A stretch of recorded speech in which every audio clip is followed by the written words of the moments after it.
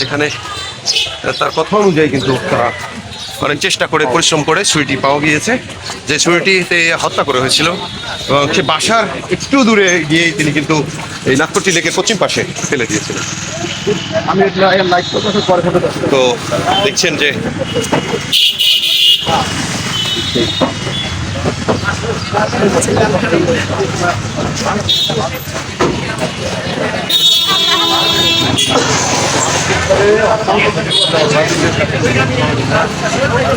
অবশেষে যে ছুরি দিয়ে স্ত্রীকে হত্যা করা হয়েছিল, তো সেই ছুরিটি উদ্ধার করা হয়েছে এবং তাকে নিয়েই অস্ত্র উদ্ধার করতে এসেছিল।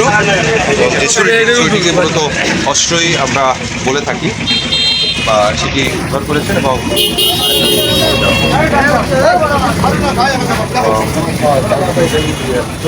নিয়ে যাওয়া হচ্ছে, পুলিশ নিয়ে যাচ্ছে। এবং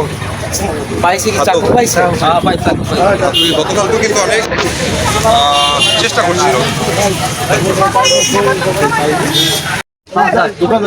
এটার মধ্যে ঢোকা যায় কিন্তু একদম সামনে, এটার মধ্যে ঢুকলে যানজট হবে না।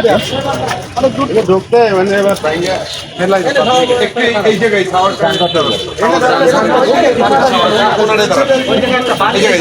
এদিক দিয়ে তেমন গাড়ি চলে না। আমরা একটু সাক্ষাৎকার নেই কিভাবে পাইছি।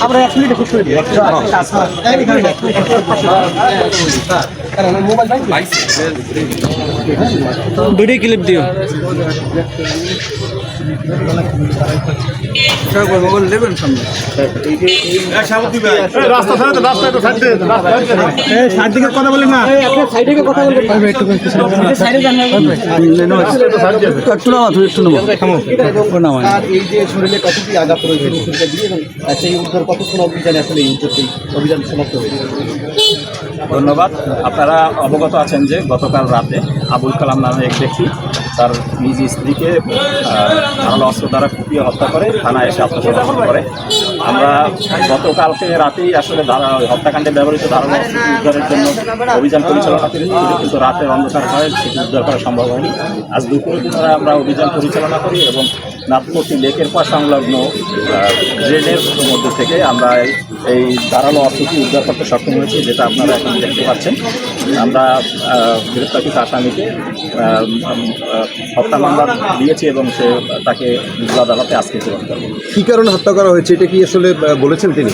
একটু কারণটা আমরা আসলে প্রাথমিক তদন্ত যেটা জানতে পেরেছি, তাদের মধ্যে পারিবারিক কলহ ছিল, সেটা থেকেই দ্বন্দ্বের কারণে হত্যাকাণ্ড। কতটি আঘাত করেছেন এই ছুরি দিয়ে আপনারা শ্রোতার বিকল্প আপনার প্রাথমিক ঘটনা? তার গায়ে আসলে অনেকগুলো আঘাতের চিহ্ন ছিল, দাগ ছিল। তার মধ্যে মুখমণ্ডলের আঘাত সবচেয়ে বড় এবং পেটের উপরে আঘাত এবং গলায় একটি আঘাত ছিল, যেটার কারণেই ধারণা করা হচ্ছে যে রক্তক্ষরণে তার মৃত্যু হতে পারে। আর যে ছুরিটি উদ্ধার করা হয়েছে, কতটুকু বা কত ইঞ্চি হতে পারে? এটা আসলে এখন আমরা মাধ্যমিকে, তবে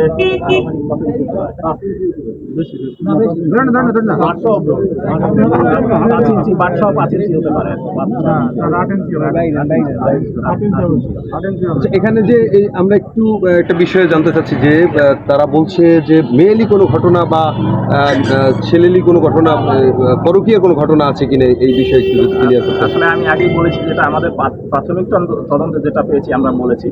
আরও এটার বিষয়ে আমাদের তদন্তের প্রয়োজন আছে, ওকে আমরা আরও জিজ্ঞাসাবাদ করবো এবং পরবর্তী তদন্তে আরও বেরিয়ে আসতে পারে অনেক কিছু।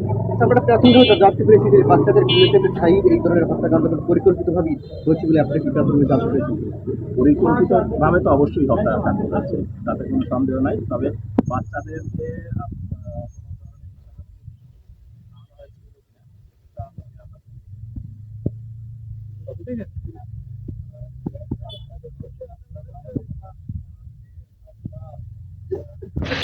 আমরা আসলে বিস্তারিত জানতে পেরেছি এবং